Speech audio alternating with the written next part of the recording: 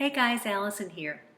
What I want to talk to you today is about the C+ I got in my experimental psych class. And let me tell you something, I learned more from that C+ than anything. It wasn't in the whole class, it was just one paper that I did. I want to tell you about it because it was really interesting. We were studying the theory of cognitive dissonance. Now, for those of you who are not familiar with the theory of cognitive dissonance, it's basically this. If we hold a belief, and we are faced with new information or facts that challenge that belief, instead of we find ourselves in a state of cognitive dissonance, right? There's a conflict there. And if that theory is in play, then we will more likely change our cognitions rather than admit that we were wrong. So let's say you and I buy an identical car, basically the same features, maybe it's a GM car, different names. I paid $5,000 more. I'm going to just perceive my car as better than yours, even though it's really identical.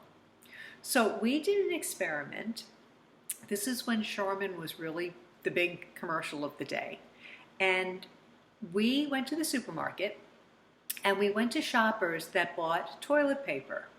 Those that bought the expensive brand of toilet paper, so let's say it was 49 cents a roll.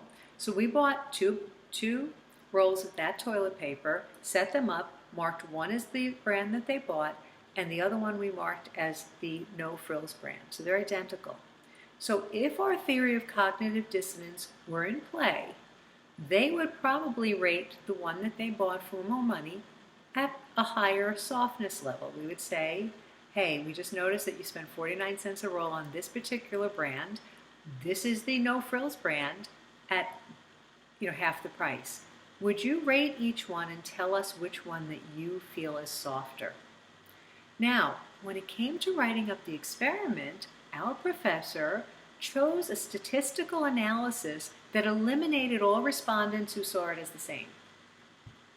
Okay, do you see a problem with that? That's exactly what we were trying to find out. Now, if 80% of our respondents said, I don't see any difference, obviously the theory of cognitive dissonance is not in play here. But by eliminating those and throwing them out, our experiment turned out highly significant that the theory of cognitive dissonance was at play. So when I wrote up the paper, I basically critiqued it, and I said that in the paper. So he gave me a C+ because my job was simply to report and not to criticize or critique it. Really irked me, blew my whole average because I really had a high average. But I learned so much from that. What I learned is this. You can use statistics and manipulate anything you want, any way you want it. You need to really understand and be able to look at things logically. And I did an article recently on have we complicated common sense?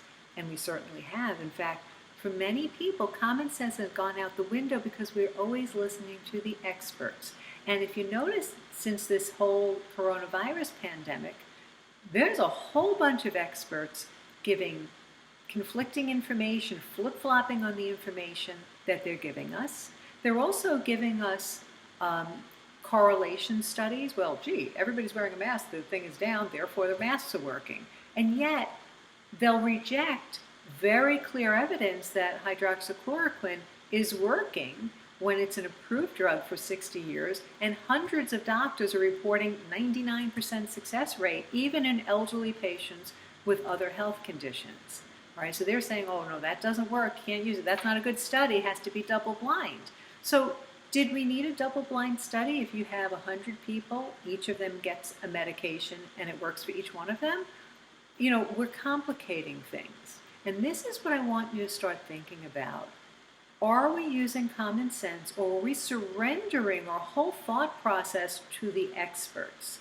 All right? As much as they're telling us we need double-blind studies for hydroxychloroquine, on the other hand, they're insisting that masks work when there's absolutely no double-blind studies to prove they do. Masks are made of all sorts of different materials. If you buy the surgical mask, it says right on the side of the box that it will not prevent a virus. So folks, we have to start being very, very vigilant. We have to start being very critical of what we're hearing. We need to start doing our own research. Now, I'm not here to tell you wear a mask, don't wear a mask. That's totally up to you.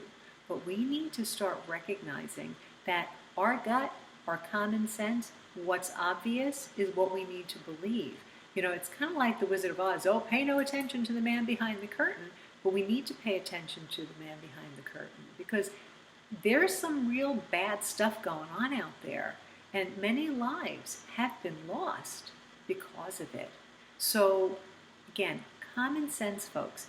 Think logically, do your research, and be really careful, particularly when people throw out scientific studies or scientists throw out their opinions without any real clear studies to back them up.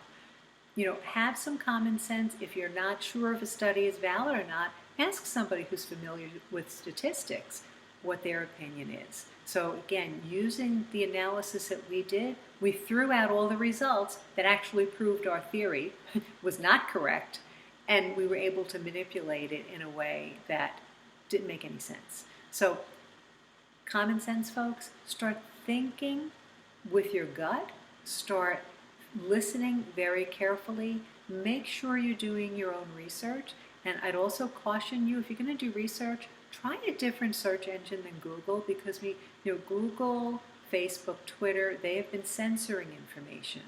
So, that's never happened before in the history of America on this scale, and that should alert us to something. So maybe trying a different search engine. There's a new one called DuckDuckGo, which ensures privacy, and it's also going to give you some different results. So that's what I would encourage you to do. Think logically, use common sense, listen to your heart. If something doesn't sound right, do your own research, all right? And again, I don't have an agenda whether you wear a mask, don't wear a mask, if you use HCQ, don't use HCQ, but I am very concerned by the fact that we're not getting the facts and we're being manipulated to a great extent. And that manipulation is leaving a lot of people very, very anxious. So by doing the research, by really thinking logically, and also trusting in God, asking the Holy Spirit to guide you, that I think is going to help a lot of people to reduce their anxiety level and start getting back to a normal life. And I think that's the most important thing we can do right now. Again, be cautious, wash your hands, don't be in very close contact in large crowds. I think that's all really good advice, but we do need social interaction. We do need to start living our lives again.